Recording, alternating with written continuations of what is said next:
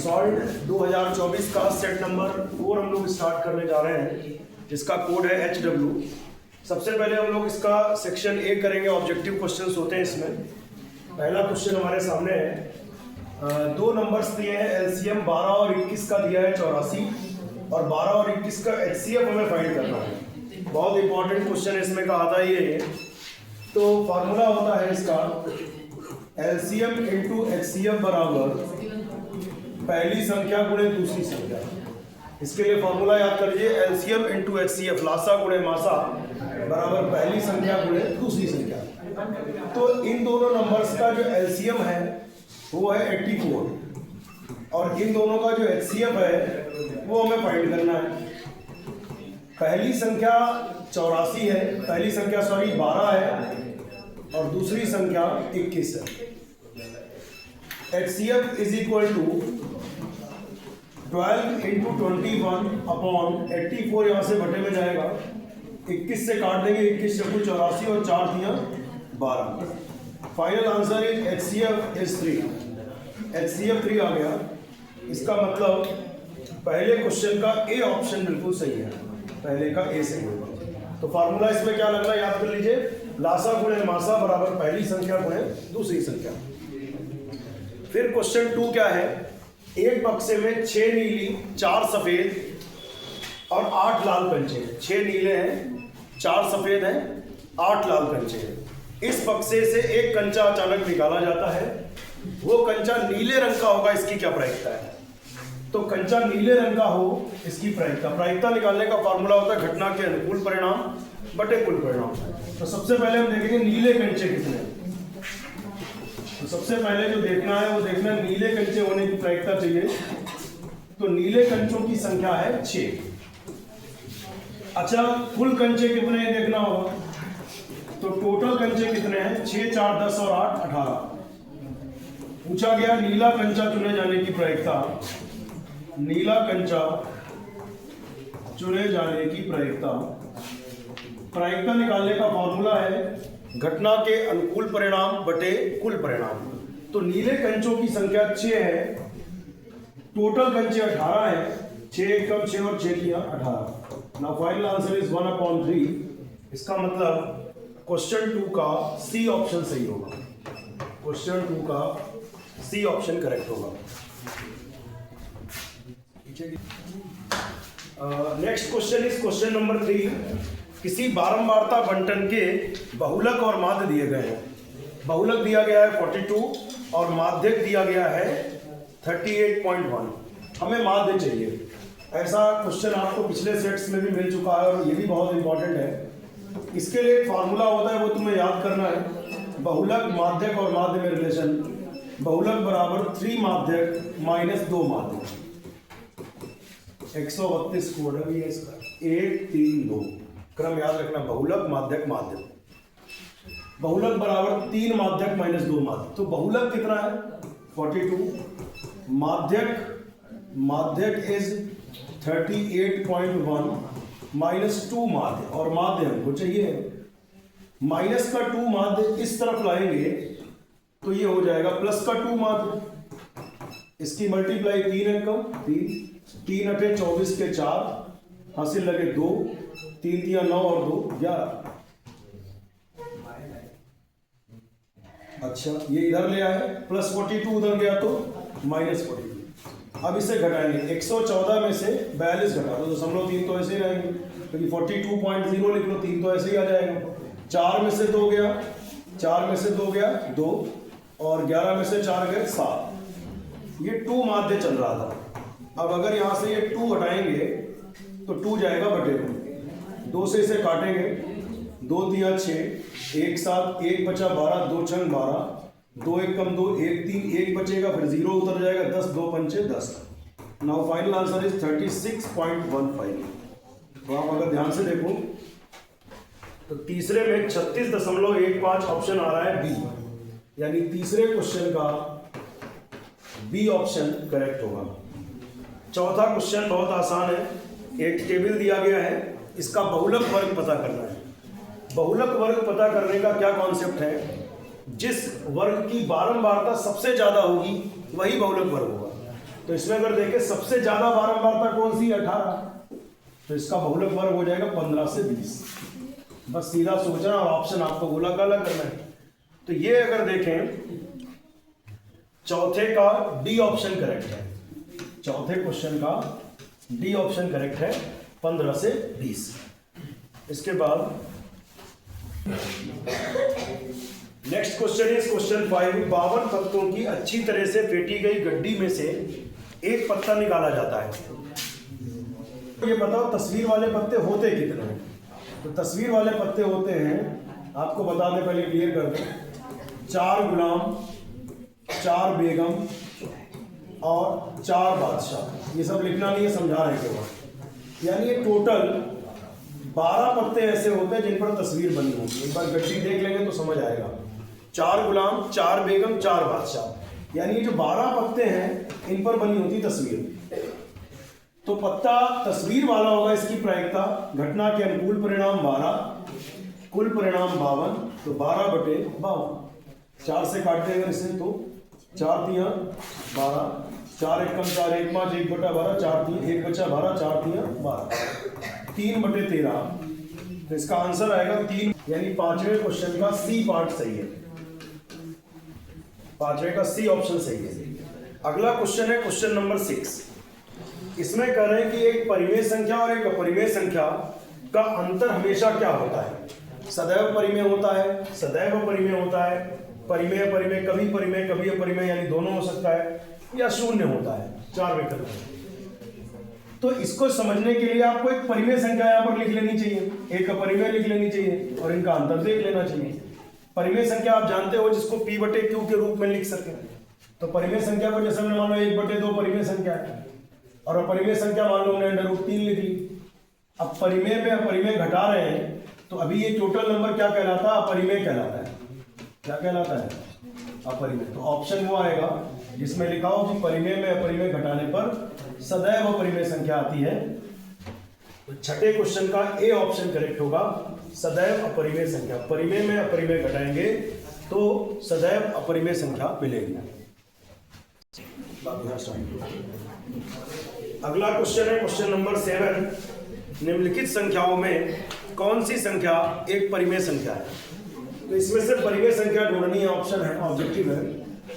तो √3/√5 ये तो अपरिमेय है, ये गलत हो गया। 2 सत्ते 14, √14 भी अपरिमेय है, तो ये भी गलत हो गया, इसका वर्गमूल नहीं हो रहा पूरा। √12 इसका भी पूरा वर्गमूल 12 का नहीं हो पाता, तो ये भी अपरिमेय है, इसका मतलब ये परिमेय है। देख भी लेते हैं करके। a+b, a-b, ये वर्गांतर होता है a² - b²। तो √5 का वर्ग 5, √7 का वर्ग 7, 5 में से 7 क्या -2, और आप जानते हो ये संख्या परिमेय होती है, तो 7वें का सी ऑप्शन करेक्ट होगा। अगला क्वेश्चन है क्वेश्चन 8। इसमें इन्होंने कहा कि a, b और b, माइनस है, इन 2 पॉइंट्स के बीच की हमें दूरी निकालनी है। तो इसमें फार्मूला लगेगा डिस्टेंस बिटवीन 2 पॉइंट्स, 2 बिंदुओं के बीच की दूरी है। √a - b का होल स्क्वायर, पहले में पहला घटा दो स्क्वायर लगा दो, फिर दूसरे में दूसरा घटा दो स्क्वायर लगा दो। b माइनस माइनस है, अच्छा b माइनस माइनस है होगा तो प्लस ए हो जाएगा का होल स्क्वायर। a - b का होल स्क्वायर क्या होता है आप जानते हो, a² + b² - 2ab, और इसे भी खोलेंगे तो हो जाएगा b² + a² + 2ab, -2ab + 2ab cut गया, a² में a² जुड़ेगा तो 2a² और b² में b² जुड़ेगा तो 2b²। तो ये ऑप्शन इसका करेक्ट हो जाएगा, ऑप्शन डी। 8वें क्वेश्चन का डी ऑप्शन करेक्ट होगा। ठीक है, क्वेश्चन नंबर 9।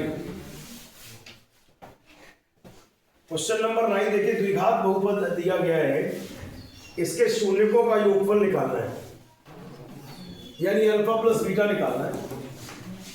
तो शून्यकों का योगफल का एक फार्मूला होता था -b/a। इसमें a कितना है 4, b कितना है -4, ये b है बेटा, तो b है इसमें -4 अपॉन a क्या है 4, 4 4 कट गया, 4 एकम 4, माइनस माइनस प्लस, इसके शून्यकों का योगफल 1 होगा, इसका मतलब 90 क्वेश्चन का ए ऑप्शन करेक्ट होगा। 10वें में आते हैं कि दो रैखिक समीकरण दिए गए हैं, इसके कितने हल होंगे, इसके कितने सॉल्यूशन होंगे। ऐसे सवालों को करने के लिए हम लोग A1 बटे A2, B1 बटे B2 और C1 बटे C2 निकालते हैं और फिर देखते हैं इनकी स्थिति कैसी है, बराबर है या नहीं है, क्या चीज है, इनमें क्या रिलेशन बन रहा है। A1 अपॉन A2 मतलब 1/3, B1 अपॉन B2 मतलब -1 अपॉन -3 और C1 अपॉन C2 मतलब 8/16। फिर से ध्यान दीजिए, 1/3, ठीक है, -1 अपॉन -3 और दोनों बराबर के उधर से लेंगे या दोनों बराबर के इधर से लेंगे। इसमें अच्छी बात यह है कि दोनों बराबर के उधर दिए, 8/16, माइनस माइनस कैंसिल, 8 1 का 8, 8 दूनी 16। तो कुल मिला के आया 1/3, इसके बीच में तो बराबर लगा सकते हैं और ये दोनों बराबर नहीं है, ये अलग चीज हो गई। इसका मतलब फाइनल रिलेशन ये आया A1 बटे A2 बराबर B1 बटे B2 not equal to C1 बटे C2। ऐसी स्थिति में इन समीकरणों द्वारा निरूपित रेखाएं समांतर होती हैं और इनका कोई हल नहीं होता है।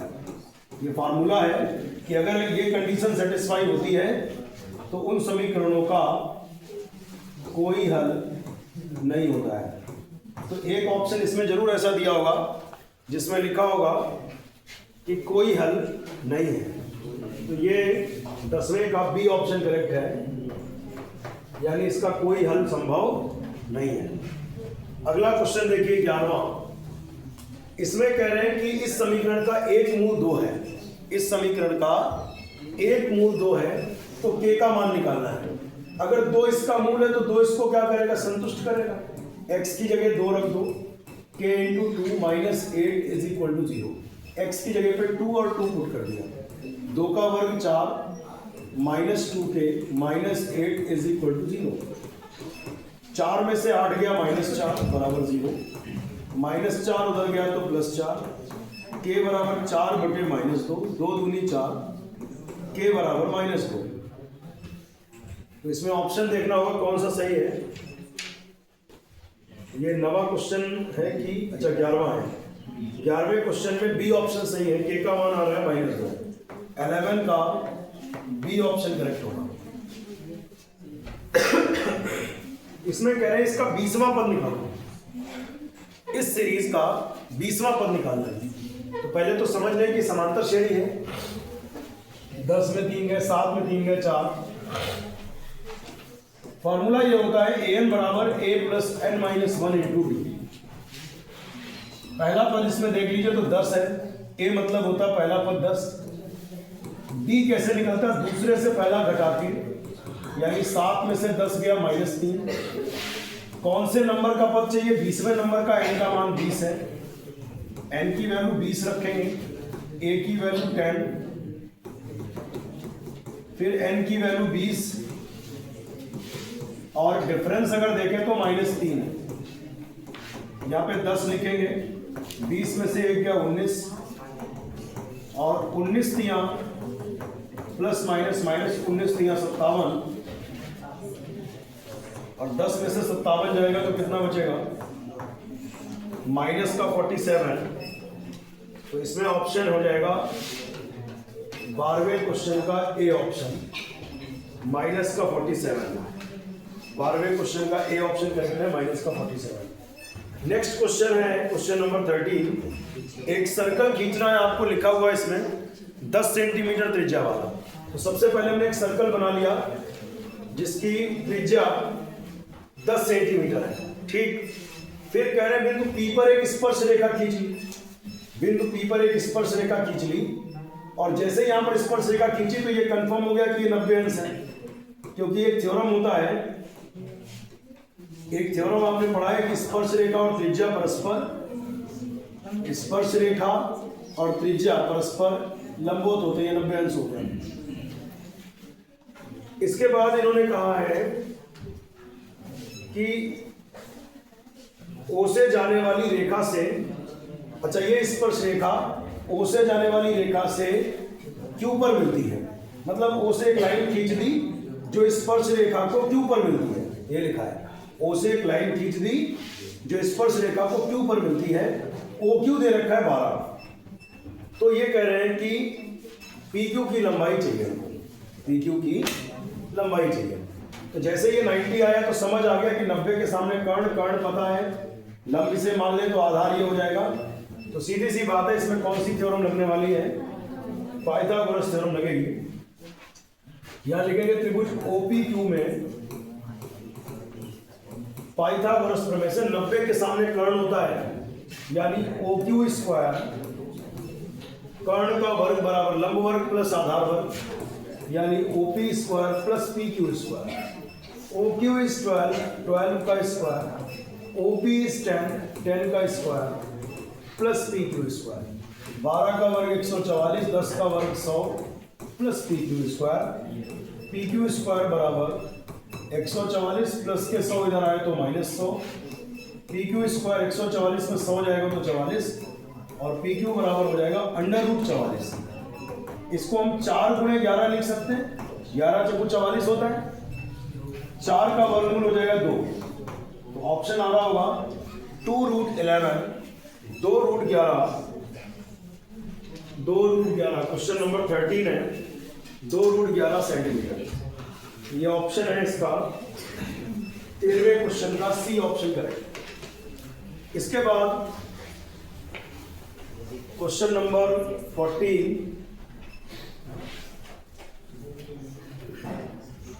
14 नंबर क्वेश्चन क्या कह रहा है देखिए, अगले पेज पर आइए।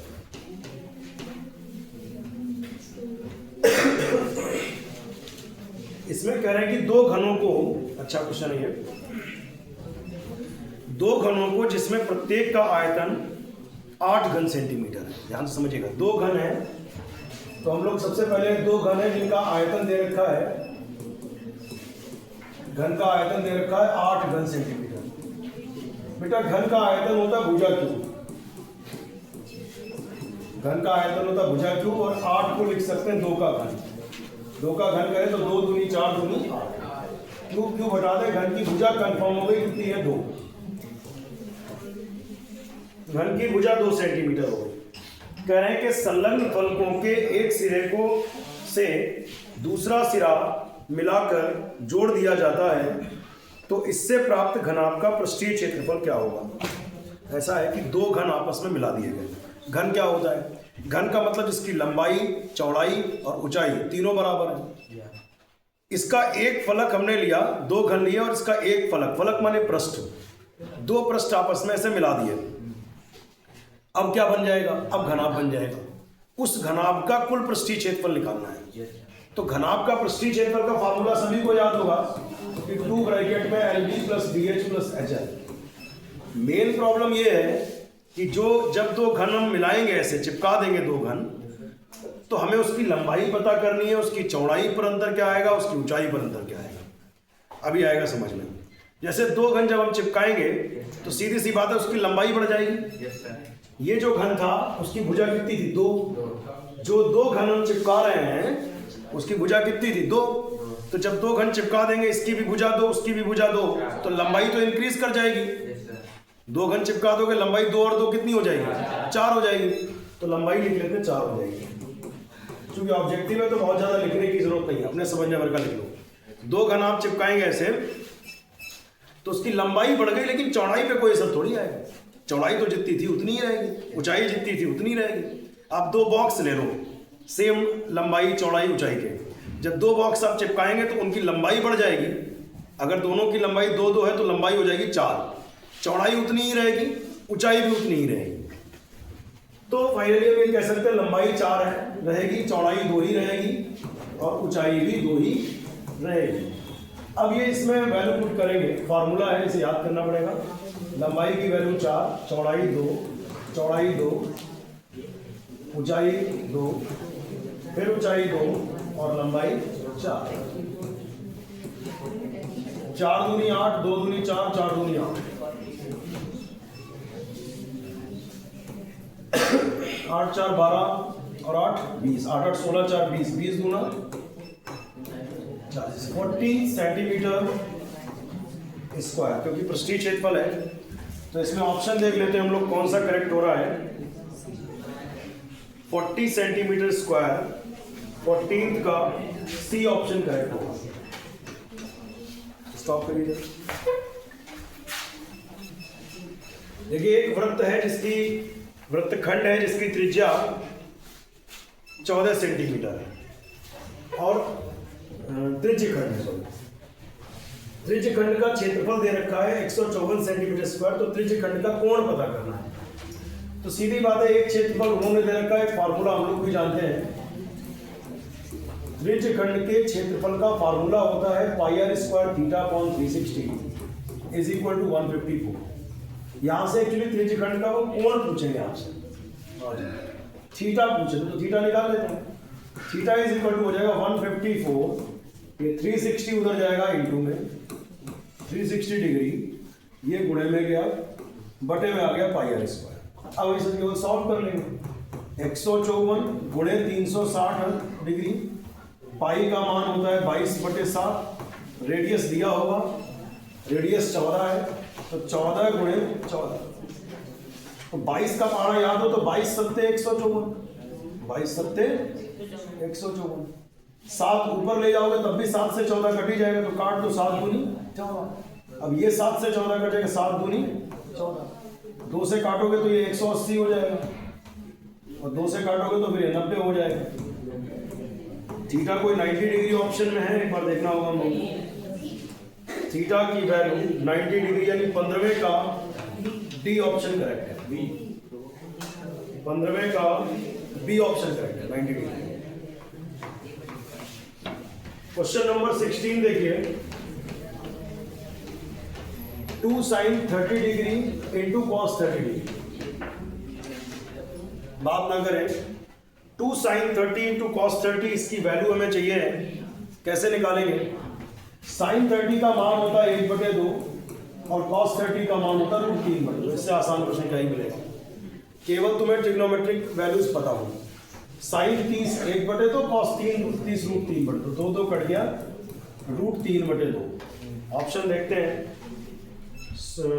√3/2 16वें का डी ऑप्शन करेक्ट है। इसके बाद नेक्स्ट क्वेश्चन लेंगे 17। साइन थीटा की वैल्यू दे रखी 3/4 और हमसे पूछ रहे हैं tan थीटा का मान, तो त्रिभुज बना के आप कर लीजिए। साइन थीटा होता है लंब बटे कर्ण, क्योंकि ऑब्जेक्टिव है तो के वगैरह हम नहीं लिख रहे, सीधे ही कर देंगे। थीटा के सामने लंब होता है, लंब हो जाएगा 3, 90 के सामने कर्ण, कर्ण क्या हो जाएगा 4, कर्ण क्या हो जाएगा। अब आधार निकाल लीजिए, tan थीटा लंब बटे आधार से निकल आएगा। तो कैसे निकलेगा, देखो पाइथागोरस लगाओ, 4 का वर्ग बराबर 3 का वर्ग प्लस BC का वर्ग। 4 का वर्ग 16, 3 का वर्ग 9 इधर आया तो 3 का वर्ग 9 इधर आया तो -9। अच्छा 16 में से 9 जाएगा 7, तो BC की वैल्यू हो जाएगी √7। BC is √7। Finally tan theta अगर हम इसमें निकालने जाएंगे, tan थीटा होता लंब बटे आधार। थीटा के सामने लंब हो गया 3, 90 के सामने कर्ण, आधार हो गया √7। tan थीटा हो गया 3/√7। इसका ऑप्शन अगर देखेंगे आप तो 17वें का ए ऑप्शन करेक्ट होगा। 18वां क्वेश्चन देखिए क्या है, cosec A plus cot A into 1 minus cos A, इसका मान हमें निकालना है। तो cosec को हम लिख सकते हैं 1/sin और cot को लिख सकते हैं cos बटे sin। ऊपर है 1 माइनस cos, नीचे यहां पर sin A एलसीएम ले लेंगे, यहां पर नीचे sin A एलसीएम ले लेंगे तो हो जाएगा 1 प्लस cos A और ऊपर चल रहा है 1 माइनस cos A। अब A plus B, A minus B, ये होता है A square minus B square बटे में क्या है sin। अच्छा 1 माइनस cos स्क्वायर क्या होता है, sin स्क्वायर है, और अपॉन में क्या चल रहा है sin है। नाउ साइन ए कैंसिल, तो आंसर आएगा साइन ए। 18वें का डी ऑप्शन करेक्ट है, साइन ए। नेक्स्ट क्वेश्चन, इसका सेकंड लास्ट क्वेश्चन इस सेक्शन का, 1 माइनस टेन स्क्वायर ए अपॉन 1 माइनस कॉट स्क्वायर ए, इसका वैल्यू हमें निकालना है। ऑप्शन सभी देखेंगे बाद में क्या आता है। तो अगर ये प्लस होता तो ज्यादा ही अच्छा रहता, लेकिन नहीं है तो कोई बात नहीं। tan को हम लिख लेंगे साइन अपॉन कॉस, tan को लिखेंगे साइन अपॉन कॉस, लेकिन चूंकि स्क्वायर है तो स्क्वायर भी आएगा ही, ठीक है। अब इसमें कॉट को क्या लिखने वाले हैं, कॉट को लिखेंगे कॉस बटे साइन, और चूंकि स्क्वायर है तो इस पर भी स्क्वायर आएगा। एलसीएम लेंगे, ऊपर 1 से गुणा होगी, कॉस स्क्वायर है माइनस साइन स्क्वायर है अपॉन कॉस स्क्वायर है। फिर एलसीएम लेंगे, ये ऊपर 1 से गुणा होगी, साइन स्क्वायर है इंटू 1 साइन स्क्वायर है माइनस कॉस स्क्वायर है अपॉन साइन स्क्वायर है। अब ये दोनों कैंसिल हो रहे हैं, अगर माइनस कॉमन ले लेते हैं, तो अगर ले ही लेंगे, माइनस कॉमन लेंगे तो चिन्ह बदलेगा, माइनस साइन स्क्वायर है, ये हो गया प्लस का साइन स्क्वायर है, माइनस वाला प्लस में हो गया, प्लस वाला माइनस, अपॉन कॉस स्क्वायर है इंटू ये पलट के ऊपर जाएगा साइन स्क्वायर है अपॉन साइन स्क्वायर है माइनस कॉस स्क्वायर, ये टर्म यहां से कैंसिल हो गया। साइन अपॉन कॉस होता है tan, तो ये tan स्क्वायर है। देखेंगे 19वें क्वेश्चन में माइनस का tan स्क्वायर है, ये ऑप्शन नंबर है बी। और लास्ट क्वेश्चन इसका इस सेक्शन का, दिए गए चित्र में एक फिगर दिया है, बना लेते हैं हम लोग।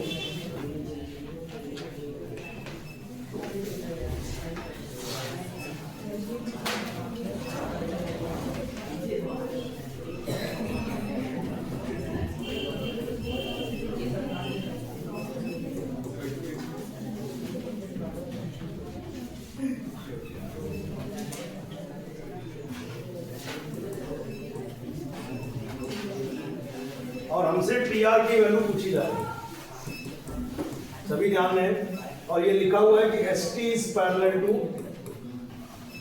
P Q. ये क्वेश्चन त्रिभुज चैप्टर का है और थेल्स प्रमेय पर आधारित है। क्या है क्वेश्चन, एक ट्रायंगल है पी क्यू आर, इसमें एक लाइन गिवन है कि S T is parallel to P Q. ये डिस्टेंसेस हमें दी हुई है कि 3 है, 1.5 है, 2.5 है, और टीआर की वैल्यू पूछ रहे हैं।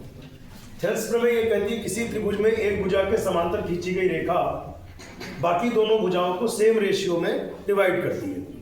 तो यानी हम लिख सकते हैं कि S R upon Q S, S R upon Q S, S R upon Q S is equal to T R upon P Q, T R upon P T. अब देखिए वैल्यू पुट करेंगे, एस आर की value है 1.5, Q S is 3, T R हमें find करना है और P T है 2.8। आप दशमलव हटा दीजिए, 0 बढ़ा दीजिए, 15 एकम 15, 15 दूनी 30, तो इधर उधर गुणा कर लीजिए, तो 2t या सीधे ये इधर ले आओ, T R is equal to, ये 1 से मल्टीप्लाई करेगा 2.8 अपॉन 2, 2 एकम 2, 2 चक्कू 1.4 सेंटीमीटर। तो ये 20वें क्वेश्चन का डी ऑप्शन करेक्ट होगा।